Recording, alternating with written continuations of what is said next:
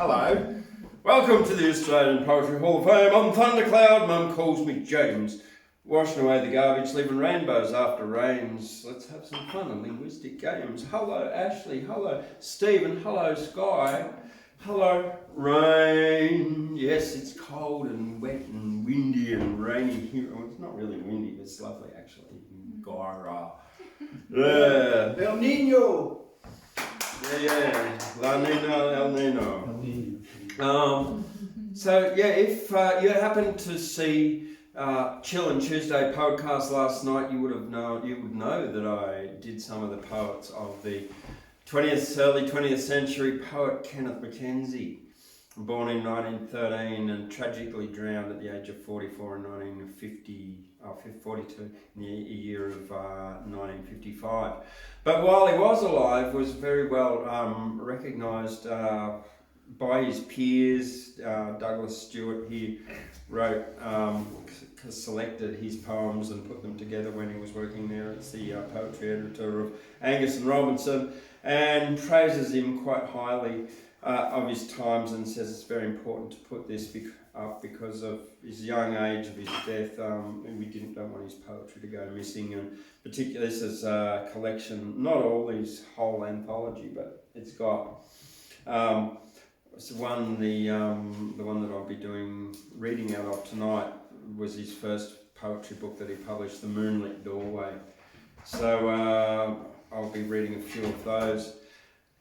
And he also was friends with Kenneth Slessor, Norman Lindsay, and a whole bunch of those generally arty types around that era. He was born in Perth, but then he moved off to Melbourne. So he was born in Perth in 13, went off to Melbourne in 33, found it difficult getting a job there, but he did get some job doing editing and writing and stuff like that. Then he went off to Sydney, and that's where he really continued to write and that. But he had a bit of a problem with alcohol, and he ended up going for a swim and drowning, which is his very first poem in this book. Was quite prophetic actually, which I'll just read you maybe I'll read you the whole thing, because it's I did read it last night, but the first poem of the The Moonlit Doorway, which was his first poetry book that he published, is this, and just keep in mind that he drowned. Well, this is where I go down to the river. The traveller with me said, and turned aside out of the burnt road through the black trees, spiking the slope, and went down and never came back into the heat from the water's ease, in which he swooned in cool joy and died. Yeah. So that's his first poem in his first poetry book, and the first stanza, perhaps prophesizing his future death at the age of 44. Anyway, so I'm not going to read that. If you want to catch it, you'll see it. That's the first one I read out last night on Chill and Tuesday podcast here on YouTube. And while you're listening and watching, give this a thumbs up, please, and leave a comment as well, or share it with your friends, because thumbs up helps to get it out to other poets, and sharing it does too. Right, so the first poem I'm going to do out of The Moonlit Doorway here is dedicated to Norman Lindsay, and it's called Norman's Place. One of the things about Kenneth MacKenzie was that he wrote quite a few sonnets in his time, and this is one of them. And it's quite well metered. It's metered and sonnet form as well. Norman's Place. Blessed by the morning sun, kissed by that air of cool blue height, the house is half asleep, and in this light of morning looks as fair as it was dreamed. The windy sky falls steep. Beyond it and before it slopes the grass, and all about are trees that swell and stir, slowly caught in the morning as in glass, eucalypt and plane and fig and conifer. Although its inward life is gone, it lives, with tangled memories, laughter, footsteps, cries, and these absorb it to the day it gives, only its pale, closed face and shuttered eyes. Thus is it seen by all who pass that way, a dream, no house imprinted on the day. Norman's Place. Right, the next one I've got for you. Well, this is the end of winter, and we're not really in the end of winter, we're just at the end of June now, so what are we, on the 28th of June, aren't we? I'm going to do Red Dawn first, and then the end of winter. Here's the red dawn you hate, a streak of red and golden grey. It tells you that you're late. You leave your bed and dress, and it is day. Up and through the measured bow of the hour's curve, the arch of light, you mount, and when the glow of sun's descent forewarns you, it is night. You are more fortunate than those who dwell upon the clock, for the red dawn you hate sets no such limit, turns no key in the lock, drives no man mad but flowers eastward and reddens westward nightly, telling to no one the hours, but only day's end and night's end, truly lightly, as though it were no thing but a fair genial forewarning that now the birds sing, and soon it will be a full and splendid morning. Red dawn. The end of winter.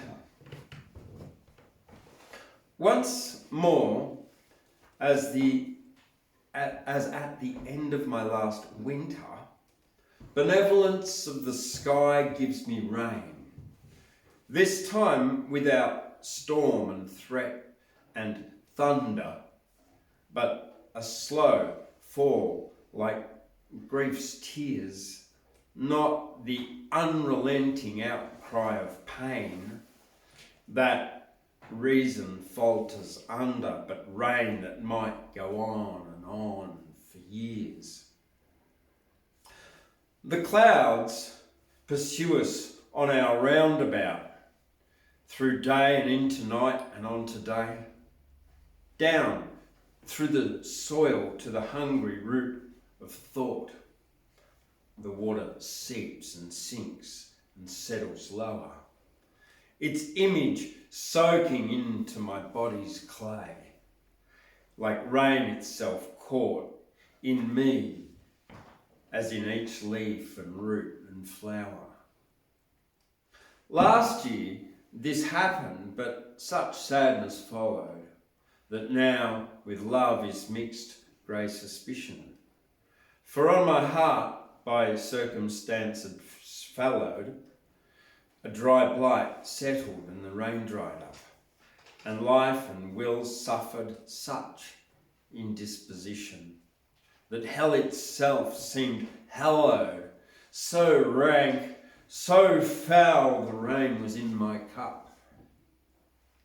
I shall take courage and hear it out tonight, sitting alone, and drink it with my eyes, ears, until a clock tells me the night is late, and cocks crow and prowling cats go home, to lick their damp fur, and all the dark spheres grow tired of threatening fate, and sleep calls me to its little tomb.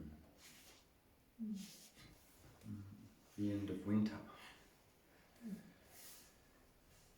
Two more, and then I'm going to invite Skye up.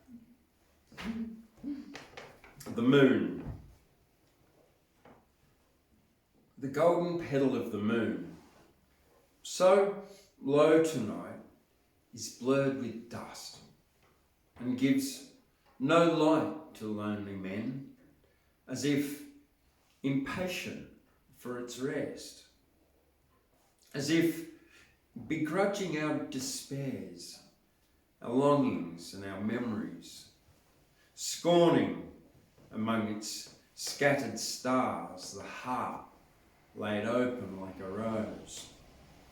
Too full for beauty, let it sleep far in the west tonight, and then tomorrow, in an altered shape, rise more compassionate again. Yeah, and the last one I'm going to do is June night. It's the June night. It's like probably the last opportunity I would have get to do this, apart from tomorrow night in June. Yeah. Tonight's a quarter moon, I think. Yes, it is. And a full moon on the 3rd or the 4th. So Okay. when we next meet. Oh, I'll be howling at the moon that night. Oh! June night. The sun has never seemed as bright as does the moon this June night, where the pure frosts gather and settle on post, pool, flower and nettle, cold and clean as a child's kiss. Never was a day more gay than this. Laughter at night conceals no lies, but melts and glows in lovers' eyes, like moonlight or the flame of jewels, promising all love's rich renewals of passion, knowledge, union, bliss. Day keeps no promises like this. My hands have cupped your laughing face, my body known your body's grace, my breath and yours like mists together, mixed on our lips in June's weather. On other nights, day's brilliance is incomparable still with this. And when, for we shall sleep at last, the moon is down and the night near past, and frost and stars and silence making ready to go before our waking, we will not take it much amiss that day denies us more than this. That's June night. It is lovely, isn't it? Yeah, he's very an eloquent poet, and I can see why he was very, very well celebrated. So what have we got coming up here at the Australian Poetry Hall of Fame on the 22nd of July? That's a Saturday afternoon at 2:30 p.m. We've got Fiore Musicale coming, the Armidale Chamber Choir. Love and Nature, conducted by Stuart Pavel. I think there'll be, who is there? There's Elgar Williams, and all of this stuff. Yeah, so there you go, have a look at this. Vaughan Williams, Holst, Elgar and Britton, they're the composers. Love and Nature, conducted by Stuart Pavel. You can get tickets online at trybooking.com, or you go to the Australian Poetry Hall of Fame website or the YouTube, and you'll find the links there on the events page. Otherwise, you can also get tickets at the door, but it's always best to pre-buy tickets so they know how many people are coming, and catering's all good. All right, and then the afternoon, they're also singing at 7:30 p.m. at the Armidale Playhouse in Beatty Street, same day. All right, and as well as that, the other really exciting thing that's happening here is the Gyra heat of the Word Travels Australian Poetry Slam. Yes, 2 minutes to get up on stage and slam us with your slamminess. So this gives an opportunity for regional poets to get to a slam event, and then hopefully, because there's 2 spots available, to get to Sydney for the New South Wales Slam Poetry Championship, and then maybe even into the Australian Poetry Slam final. Oh, that would be so exciting if someone from Gyra got in there. Yeah. All around this regional poets, so really share it with your regional friends, this video, and tell it, because look here, see. The Australian Poetry Slam. We got a word shop. That's a funny name for a workshop for a poetry slam. Word shop on the 15th of August, which is a Tuesday at 6:30 p.m. And then so you can come along and learn a bit of slam poetry. What do you call it? How to do it, how to write it, how to perform it, etc. It's a 2-hour workshop, and that's 6:30 on a Tuesday, the 15th of August, and then on Wednesday, the 16th of August, is the night of the Poetry Slam heat here in Gyra. So get your wiggle on, get your pen on, write some stuff and practice it, and get ready to slam us with your words. Now, with a slam, you've only got 2 minutes, there's no lead in, and the bell goes at the end of it, so you run out of time and you go over, you can't go over, and then you've got audience members randomly selected, probably, I hope so, and they vote, and give scores and that. And that's how you win. So you could probably come and stack the audience with your family. Well, if you're a poet, So, right. As well as that, yes, we're in November. We've got October. We'll have the end of September, October. There'll be a children's poetry, young people's poetry competition for the October, for the Trout Fest. That's right, the Gyra Trout Fest. And then in November, I've also in the middle of planning and getting ready for an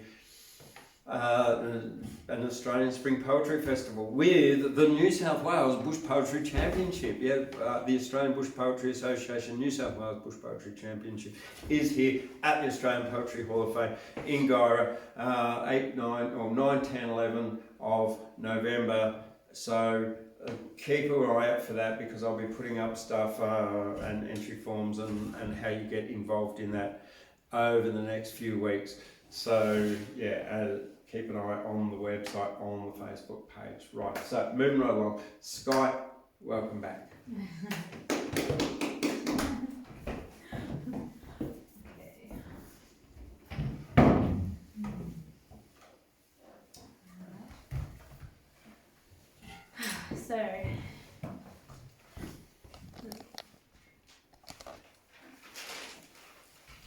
So going back to the Dirty 30 on Facebook, we were asked to do a poem about, so it was about writing about some evil doing as a victim, to haunt and tell the tale of your demise to be set free. And this is a couple of the poems that I did for that. Okay. Haunting deadly dreams. Meow, meow. Where is that cat? Meow, meow. All day she sat. Meow, meow. Searching round. Meow, meow. No cat to be found. Where is that sound? She exclaimed with a frown. Although it's unknown, to bed she does go dressed in her gown. The cat meows a haunting sound. She dreams so deep, they haunt her sleep. Meow, meow, ow. The family cat thought I was loved. He slashed my throat and hung me above. Now his mother all in wonder, his father's thought, how he did blunder, how their sweet boy on a pillar came to be the Frankston serial killer in the year of 1993, killing 1 girl, 2 girl, 3, not wanting of his dick is she. Now Paul Denyer wants to be free, but in the end, that's me, the family cat. True, true. Oh no, that's just so spooky, but yeah, you know, animal abuse is the psychopathic, they got no empathy. And he was on patrol not that long ago, but he wasn't allowed out. It was denied. His parole. Yeah. Good. Yeah. So, and this is the second one. Evil in perspective, haunted by the thought. I am in your tummy, I am the one you ate. I am someone's baby that was slapped upon that plate, with no consideration for the wanting of my life and the trauma I endured of a throat slashed with a knife, or the burn that's deep within of the gassing chamber strife. The sitting in my slurry, ammonia fills the air. Breathless in a flurry, as you wear a mask and stare, never to experience freedom of nature sweet, cramped and caged and battered, no warmth of sunlight, sunshine heat. You're the instigator, the taker of my life, you who does demand the evil behind the knife, or the gassing chamber strife with your monetary hand. My pain I'll hand to you, I who now is freed of my life I did so want, without the bonds of human greed.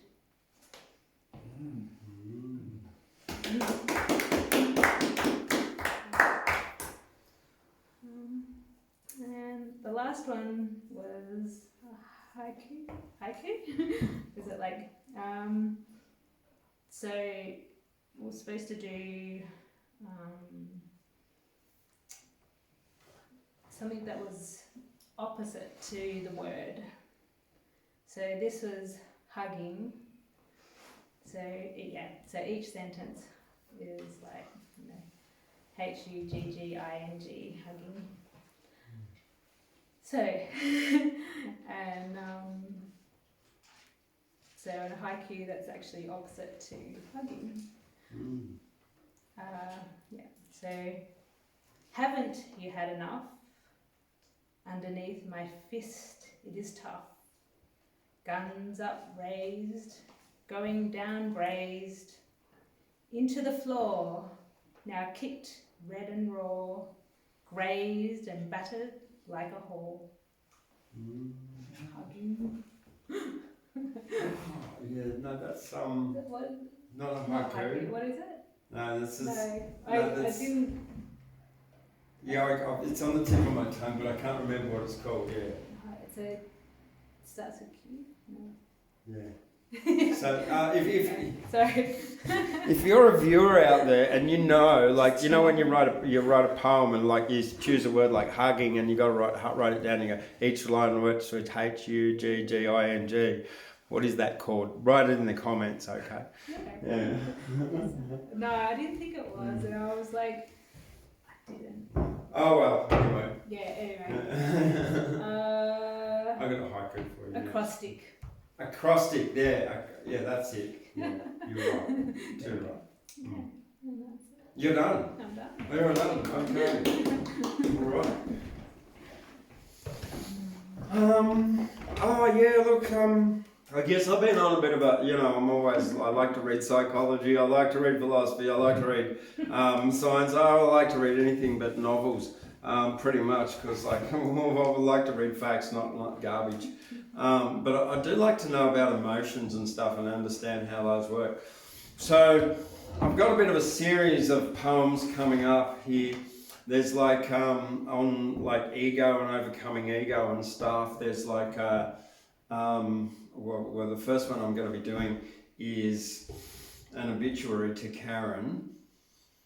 Karen, and I'll explain that later. You know, the phantom ego that people pick on. You know, the blonde older 50-year-old woman who loses her shit at the cashier and demands to see the manager, etc. And I've also got one because we've got Steve here, and he did mention that he's going to talk about we've got something about Hegel in it. So I'm going to do that next because it's a bit of a critique of Marxism from a sort of as a failure perspective, and having seen it fail in many countries over and over again and like lead to millions of people's deaths.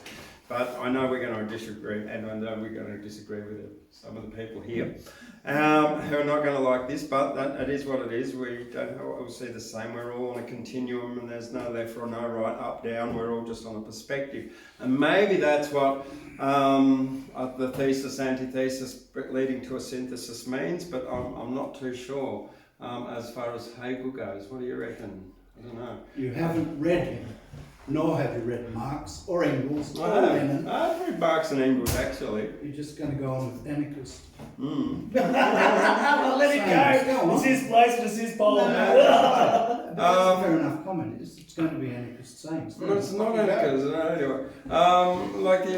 There's a bit of room for some governance, but government, I'm not too fond of it. But after that, so then you're keeping on that track. That's where I'll be going through those egoistic kind of poetry, and but I'm only going to do two now. And the first one is the Karen one, in the memory of Karen, the phantom ego known, whose legend spread though she existed not alone. Her ego soared beyond the heaven's gate, a woman with a self-importance truly great. Born from tales and internet folklore wide, Karen's name became a symbol far and wide. She'd barge in places where she didn't belong, dispensing unsolicited advice and strong, demanding managers her claim to fame, though they knew not her. Karen was her name. From avocado toast to quinoa's way, she'd whine and complain with fervour every day. Her hair a wild, tangled mess of fright could strike fear in workers with all its might. Outline, she'd battle fiercely without rest. She'd strike fear in workers. Outlined, she'd battle fiercely without rest, defending odd beliefs, her views the best. With spelling errors and righteous defence, she'd rile up forums, causing great offence. Though Karen only lived within our minds, her legacy persists where entitlement finds. So let's donate, not flowers but goodwill, to teach humility, empathy, instill. May we remember Karen's cautionary tale and strive to be more humble, never fail. Rest now, Karen, in fiction's afterglow. May you never seek St. Peter's boss to know. Yeah. The fictional Karen. Yeah. Not any Karen. Yeah. Yeah, you were a bit funny about that, weren't you? Oh, I hate it. You don't like the fact that people pick on someone called Karen? I just think it's just... Yeah, well, they had to assign a name to it. They could have assigned Debbie or Sharon. Or Darren. Darren, yeah. Oh, well, there's a Ken, isn't there? There's a Karen and a Ken. I don't know, it's just, yeah, it just takes away from what it actually is. Yeah. How are you? I don't care. What, when, who, what, when, where. Why is there? Don't ask me because I don't care. Are, is, will, do, did, can, could, would, you. Is, you, would, could, can, did, do, will, is, are, to.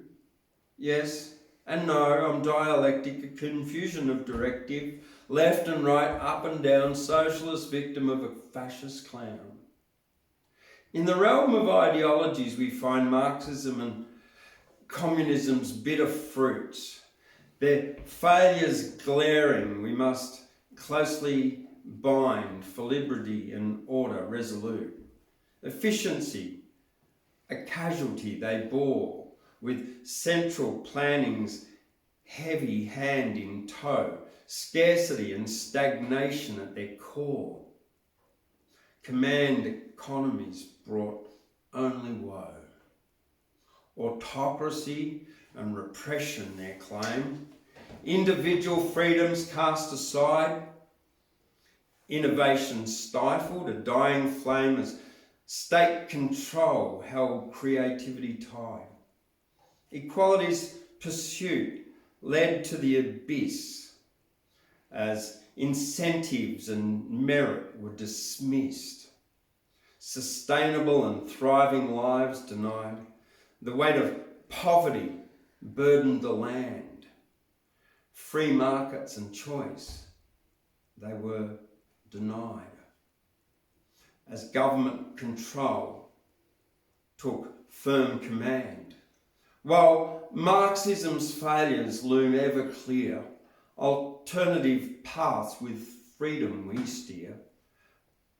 Liberty and prosperity we seek, where individuals flourish and thrive. Institutions that respect rights unique.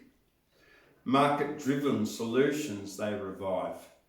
Let us learn from history's harsh refrain, embrace the values that freedom sustains.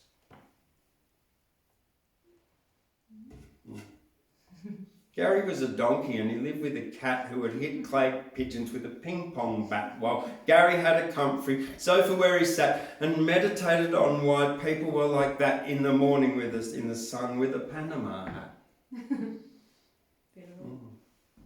Anyway. That's it. Would you like to come on up, Steve? Thank you, James. Steve Norris, welcome back. Thank you. I've got 3 poems, and I've read over them before I came out, and I realised they're all basically the same poem. But anyway, we'll go on with them. Maybe all poems are the same. Some people have at least more pleasant themes, I think. This one's called Dark Mountain, and it's based on there's this literary movement, I don't know if you've heard of it, Ashley, called Dark Mountain, and it's based on ecology and literature. And so here's my poem. We gave up romanticism with the same earnest pain all activity dies from. Necessity, for it had to be that way. It has some truth blood that flows still, but was also Goethe wrong, and how wrong can you be? There's no herbiflons, even if once there was reserved for the genius poet. Redemption no longer depends upon making love to Gaia, not with things this fucked up. At best, all that now can be known is how to live. The corporeal sensibility of a dying rose can be known only in its dying, not within a culture of sculptured insanity. Perhaps the absolute is still trying to realise itself. After all, why should it not? Through the bad history of civilizational ideology. And eternity continues, as it must forever, to yearn to harmonise the earth. So too with mammalian sense. And so on we go to the Dark Mountain. My second poem is called Content. I have to give a bit of an explanation for this. It was inspired by reading an article by Waleed Ali and Scott Stevens called Uncivil Wars, which was published in the Quarterly Review.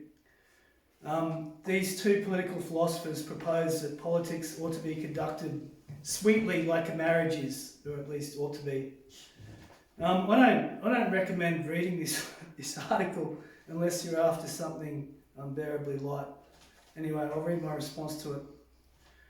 The public sphere personified stinks of contempt, or at least to the faithful, longing for enough cant to snuffle over. Something's amiss, isn't it? Post-civil alienation? We all sense it, desperate to live a loving existence, but not by compromising the heart of our convictions. We fumble on, confused within predicted disasters, like the barbarians were prior to the monotheist sword taught the animal to genuflect before the kingdom of ends. The bourgeois marriage is a metaphor for the sanctity of the political. Systemic unity is stipulated in the conditions of how to treat the one you fuck. And quoting Vail with misprecision to soften the moral ambiguity of the contract, and there's now a theoretical article. After the glory of language games, when God, the shepherd provider, loves you like a simile, what bones of thought are left in postmodern religion worth gnawing over? The mask of democracy was stolen when the only part of the contract proletarians ever accepted as social got privatised. Here it lies, contempt, the excision. It hurts to be cancelled like you're expendable. Now the middle people are only comfortable by comparison. The public sphere ought to be made nicer, not torn asunder, or at least critiqued for the power of its insignificance.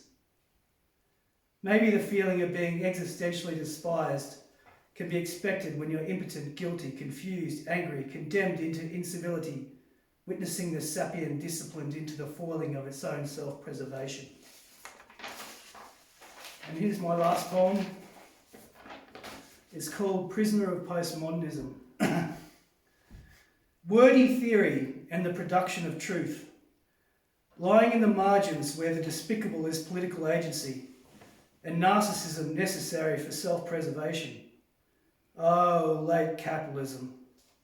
As to rules of expression, there were words pagan used that taught, hurt and inspired metaphysically, shadowing reality, but they could only be uttered by philosophers. All else was fraud and nonsense. Now all is fraud and nonsense. But there was visceral esotericism, the best of brutes slurred into sound. Forgive the broken animal. These lines are penned less out of hope than desperation. And no longer can we sing to a universe capable of being manipulated. But still we pray while Gaia coughs out the pestilence. God's mystery may be a linguistic problem. Ineffability can't be measured by the logic of its own conception, and by necessity, every word organised by theory defies its origins. Is deity to be found where grammar loses its expression, where God, like nothing, lies outside the text? And what of the Cartesian torture arty nihilism could ridicule in splashes of plastic graffiti, but could never resolve? I am the alchemy of misprecision, baking theory into similes like the end of history. Fraud. I am tenderness, metaphorising over modernity and the sensitive grammar even the stylist smugly knew could never be imitated. Imposter. I am the spirit of bodies broken over yearning to voice glory at the end of a cosmic wheel. Liar. I am the stench after the collapse, hymning over the loss of what could have been. Pariah. I am sincerity, longing to be real at the end of a question mark. Jester. I am the word spiritualised and broken by the ending of a full stop. Shut it. That's it, mate. Thank you. Thanks, Steve. All right. Well, we got Ashley Albanese coming up very, very soon. And he looks like he's ready, so we'll just call him on up. Yeah.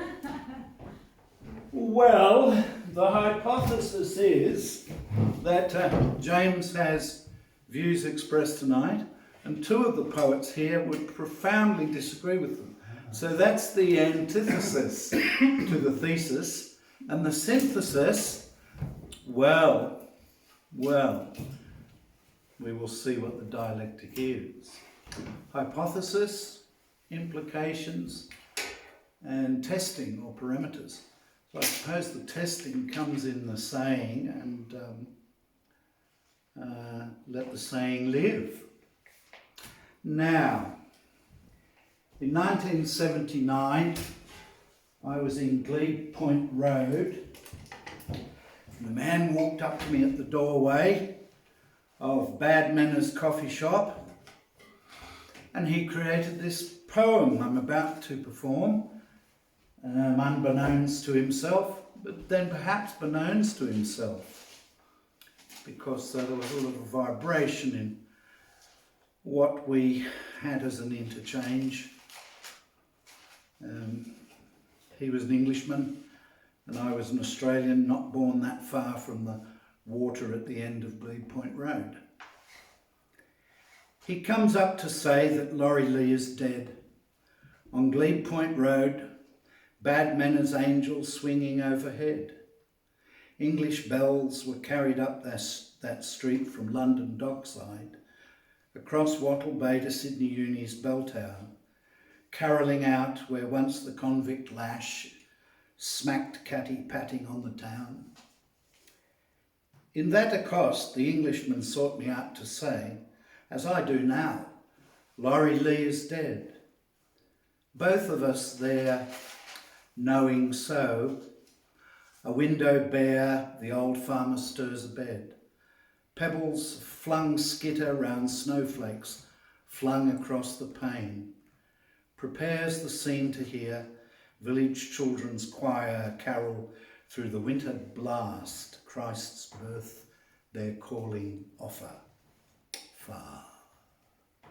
He said, Laurie Lee is dead, and now in dawn light, at the tip of day, we carry our guitar thence from the warm hay and walk away. Well, I suppose he took a violin to the Civil War in Spain when he took it from the warm hay and walked away, but guitar came more easily there. And there's a scene in his great homage to the English countryside and his mother, where the kids go out getting money from the farmers, singing at their doorways in the starlit cold. So a window bare, old farmer stirs a bed, the pebbles flung skitter round snowflakes flung across the pane, prepares the scene to hear the village children's choir carol through the winter blasts, Christ's birth their calling offer afar. He was a wonderful writer. He has the love of the English, particularly Laurie Lee. His brother worked for our propaganda department, I think, for many years at Sydney for the ABC, which is, like all other state authorities, a propaganda department, which can be good and bad. Here's a poem which I think confronts some of James's assertions tonight. It's called Billionaire, Billionaire, Billionaire, Billionaire. The billionaire with 4 chums implodes under trillion pyramids of pressure. Not a pure sphere taking it all on all sides, but a shaped, fashioned, seductive, narrowing, coned nose, enticing us, pushing us to buy a trip, to live titanically. I think that says everything about James's comments tonight. He certainly didn't believe in the plenty of physics, was that if you're going to go down 1,300 metres, you take a sphere that'll take pressure on all sides. But he created a submariner's object rather like an exciting piece of sexual equipment. So there they were, imploding under a trillion pyramids of pressure. Now, I will finish with a couple of pieces from this book that's really obsessed me. Poetry of the 30s, introduced and edited by Robin Skelton. And it's just a fascinating gallery of what went on with the English in the 30s. It's made me reappraise many aspects of utterance in the English language, Australian, Canadian, American, English, as I understand it, in the 30s and through into the 40s. And a little piece of Laurie Lee's to start off with as I saluted the lyricist this evening.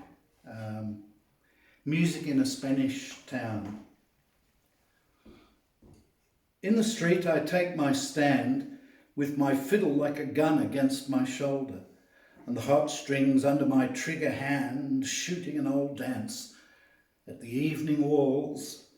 Each salt white house is a numbered tomb, its silent window crossed with blood. My notes explode everywhere like bombs when I should whisper in fear of the dead. So my fingers falter and run in the sun like the limbs of a bird that is slain, as my music searches the street in vain. Suddenly, there is a quick flutter of feet, and children crowd about me, listening with sores and infected ears, watching with lovely eyes and vacant lips. Cordoba, 1936, just before the world was to erupt. I don't know about the English in Spain, but Hemingway always had an abhorrence of them from that day forth, and Hemingway was no fool. One other thing in here that really intrigued me, Hemingway's dislike of the English, that is, triggered by their multiple dealings in Spain. All we ever hear about in our culture are the so-called multiple dealings of the Russians in Spain. But Hemingway certainly was an astute observer. Now, I will finish with something I had never read.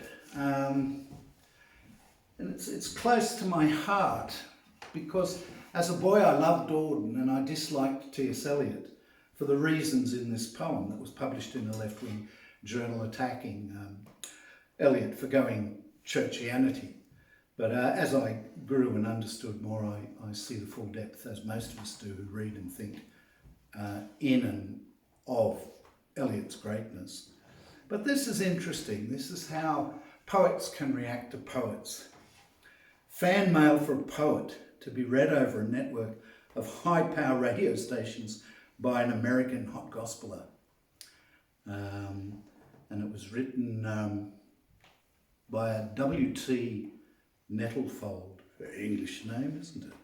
How nice for a man to be clever, so famous, so true, so sound an investment. However, so nice to be you, to peer into basements, up alleys, a nose for the search, to challenge with pertinent sallies, and then join the church. First comes Prufrock, then Sweeney, and then Thomas à Becket. How frightfully nice of the good men to in cloth to forget it. The broad-backed hippo, so weak and frail, succumb to the shock. But the true church, how can never fail, based upon the rock. As a poet you visit today, the nice Portuguese. You can help England so in this way. I no hope you please. You will watch Spain's terrible border, take care where you tread. How awful for England if you were shot down for a red. I like you, and what's more, I read you. There are such a few Christian poets so noble, indeed you must know it. You do! How nice for a man to be clever, so famous, so true, so sound an investment. However, so nice to be you. And he certainly became the poet of our time, chosen by the establishment and the system as the great poet. But strangely, well, perhaps not strangely, he is. Thank you. Well, thank you very much, actually. What have I got for you? A few left to go, just a couple left of my own. And, okay. The Apologies of a Narcissist, sonnet in iambic pentameter. I'm very interested in psychology, in particular the spectrum of egotism, sociopathy, psychopathy, narcissism. To understand it, I like understanding people, and most people operate on an emotional level, as little as they like to admit it or not. Well, that's normal though, isn't it? but it's normal, yeah. But those who can overcome their and regulate their emotions, you know, the ascetics or the those who meditate a lot. Well, that's a dialectic. It is, yeah.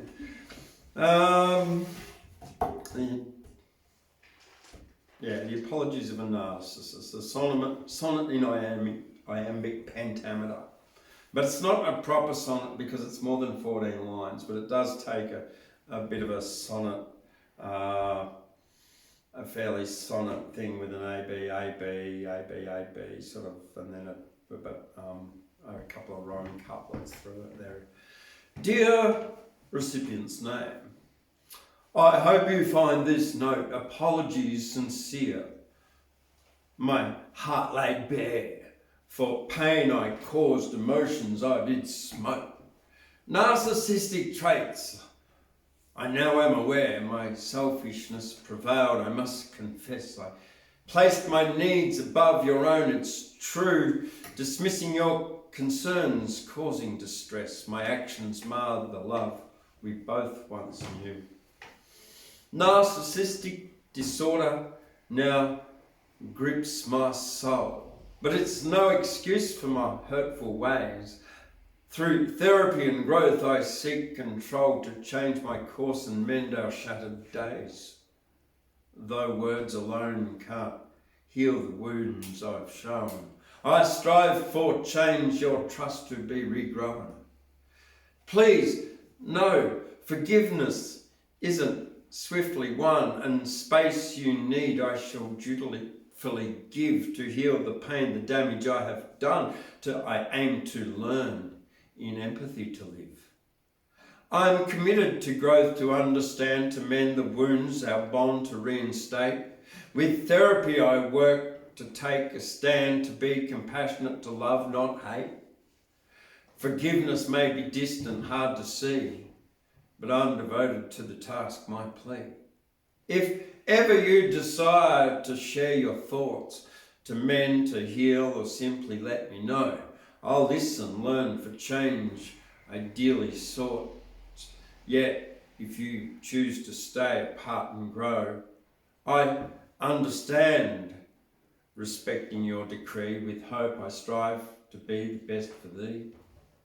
With heartfelt sorrow I ask for grace to once again see the light in your kind eyes. I yearn to find a path to love's embrace, to mend the wounds, to soothe all past goodbyes. Dear recipient's name, forgiveness I implore, and hope we'll find the love we had before. Yeah. And if you know what, like narcissistic traits, that'd be a classic narcissist apology and love bombing to get them back to then totally chuck all that out the window. And that's a psychopath, isn't it, you're describing? No, pretty much both the same. And the narcissist is really at that far end of that spectrum. Yeah, very much. Yeah, much of a muchness, sociopath, psychopathy, narcissism. Very all interrelated. It's basically, it comes down to pretty much Skye's poem before. If your children aren't likeable, which happens in about 5% of children, that's what they turn out. They get rejected by their peers, they get rejected by adults, and then they go through that, and it just keeps going throughout their life. Yeah. Yeah. So and then the other thing is then they're always looking for acceptance and everything. So they either and if they don't get that, they lose their shit. So moving on from that, so kinesiology, a fantastic book of David Hawkins, Power versus Source. An Anatomy of Human Consciousness, and basically using kinesiology and muscle testing and testing like thousands and thousands of people over a very long time. He was able to logarithmically plot emotions on a scale from 0 up to 1,000, of which 200 is neutral.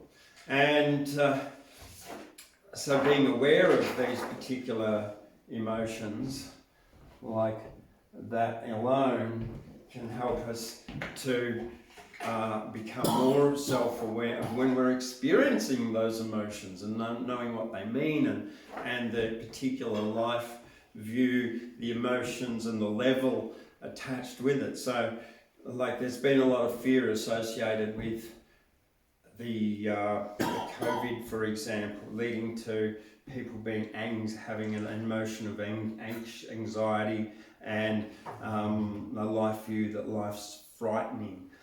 And so, wow. Yeah, there's a lot of that around. But anyway, this poem is based on that and on these kinesiology stuff. And I highly recommend Power versus Force by Richard Hawkins to anyone who wants to become emotionally literate, because we don't actually have a class in that in university, high school or TAFE. In the realm of kinesiology, the spectrum of positive emotions unfolds, a tapestry of vibrancy as consciousness evolves. At the lowest rungs we find despair and grief, weighing heavy on the heart, seeking solace, seeking relief. But as we climb, a shift occurs and hope begins to bloom, awakening the spirit from its dormant, shadowed room. Courage rises next, empowering souls to take a stand to face life's challenge with a steadfast, determined hand. From there we move to neutrality, a state of pure equipurpose, transcending judgments, finding peace amidst the noise. Joy sparkles brightly like the sun's radiant rays, illuminating hearts with its warm, effervescent blaze. Love, the pinnacle of the spectrum where divinity resides, unconditional and boundless, a love that never hides. Gratitude and serenity, gentle ripples in the flow, transforming consciousness, nurturing hearts that glow. Compassion blooms an embrace for all beings, kindness and empathy and the healing power it brings. The scale continues upwards as forgiveness takes its place, releasing burdens held with an embrace of grace. Harmony and bliss merge, harmonizing every chord, transcending limitations. In oneness we are restored. Each emotion carries a frequency subtle and profound, impacting on our being, resonating all around. In kinesiology's lens, the journey we transverse from low to high, embracing emotions diverse. For in the realm of positive emotions, we find our truest might, elevating consciousness, illuminating life's beautiful light. That's that. And that's in couplets. And now just for Skye, well, it's actually not for you, but it's a haiku. It's actually a haiku, not an acrostic poem. Yeah. So a haiku has got 5 syllables, 7 syllables, and 5 syllables. Yeah, 7. It's because I was looking at my my haikus. It's all good. Before that. So the last one of the evening is it was an apology haiku. I was like, how would you write an apology haiku? In deep remorse flows words of apology seek, healing hearts release.